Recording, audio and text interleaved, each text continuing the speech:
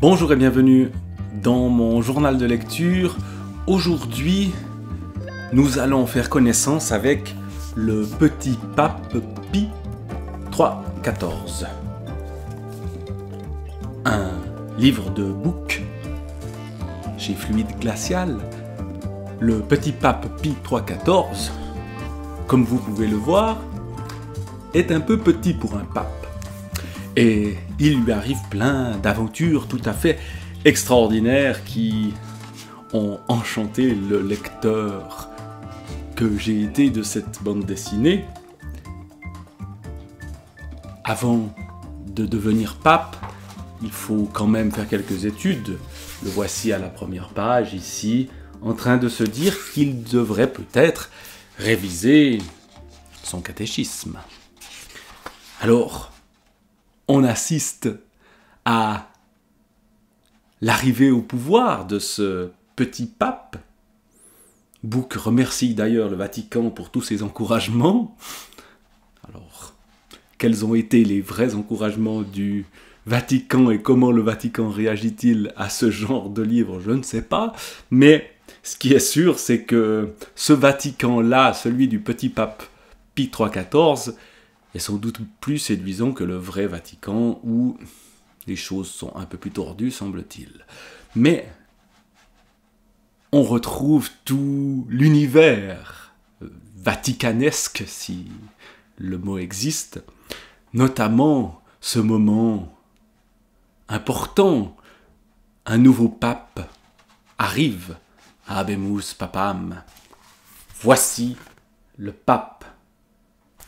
Problème, le pape s'avance sur le balcon, on ne le voit pas puisqu'il est tout petit. Et la foule s'énerve. Il est où? On ne le voit pas. Montrez-nous le pape. On veut voir le pape. Remboursez. Dites donc, vous, c'est tout de même le pape. Le pape, le pape. Le pape est invisible. Alors on trouve un truc, on va... Comme on le voit ici, cacher un cardinal sous un drap qui fait qu'on a l'impression que ce pape est immense, puis ensuite, une fois qu'il sort dans la rue, c'est en poussette. Bref, évidemment, on a affaire à une parodie qui rend le pape ridicule et qui le rend sympathique. Et ce pape, il lui arrive plein d'aventures, des aventures tout à fait extraordinaire. Il va rencontrer les grands de ce monde. Lui qui est tout petit, et pour chacun, il a un mot plus ou moins bien senti. Parmi les grands de ce monde, il y a quand même un grand qui est plus petit. C'est l'ambassadeur, ou le prince même, de Lilliput, qui vient donc honorer le pape. Le pape est très content de enfin pouvoir avoir face à lui un grand de ce monde plus petit que lui. Je suis le prince de Lilliput. Mon père, le roi de Lilliput, n'a pas pu se déplacer. Il a de trop petites jambes. Il m'a délégué. Excusez-moi d'être en retard, mais j'ai eu un accident de pirogue. Pas grave, non. Vous êtes pardonné. Ça fait tellement plaisir de voir un plus petit que soi. Je ne savais pas que les Lilliputiens faisaient partie des grands de ce monde. Ah si, notre réputation est grandissante. On joue sur les mots, on joue aussi sur les pouvoirs du pape qui peut voler en compagnie de Super Hyperman. Ce Super Hyperman qui va détourner ici un missile nucléaire quand même, qui va le balancer dans le cosmos, mais attention, ça ne plaît pas à Zorg. Zorg qui est Zorg le Grand, chef suprême de l'Empire intergalactique, qui en a un peu marre qu'on prenne le cosmos pour une poubelle, ce qu'effectivement l'humanité actuellement fait. On balance pas mal de choses dans l'univers, mais voilà, on le salit aussi. Donc bon, ce pape vole avec Super Hyperman, il va pouvoir retourner sur Terre, mais bon, il lui arrive encore plein d'autres choses. Il visite une boutique de crucifix, d'autres boutiques par exemple,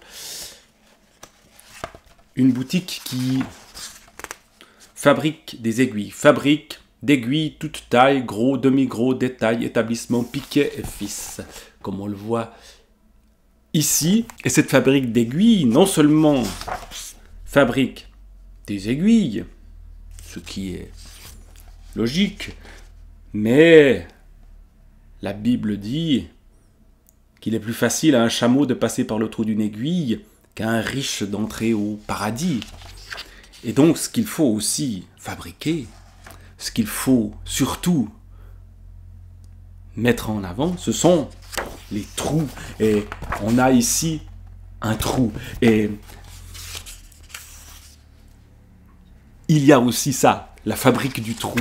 Et puis le pape fait des bons. Le petit pape Pie XIII va être confronté à des morts-vivants, donc on entre dans des délires assez dingues. Ces morts-vivants d'ailleurs sont très pratiques, visiblement, dans votre jardin. Si vous avez besoin de personnel, allez en engager, ils sont très serviables. Il se fait moquer par son ombre, et donc on lit ceci, cette ombre qui est une ombre récalcitrante, mais les ombres récalcitrantes sont matées par un certain Platon. Un certain Platon dans sa caserne et non dans sa caverne, qui va calmer l'ombre du pape. C'est une ombre made in China. Donc, cette ombre chinoise ne correspond pas au pape. Donc on lui donne une nouvelle ombre, on lui donne même 2 nouvelles ombres. Voilà un peu l'univers de ce petit pape Pie XIV, qui est très agréable à lire parce que justement la moquerie est gentille, elle est dans l'absurde, elle est dans le petit détail qui tue ou qui permet le décalage. Voilà ce que je pouvais dire donc de ce petit pape Pie XIV de Bourg.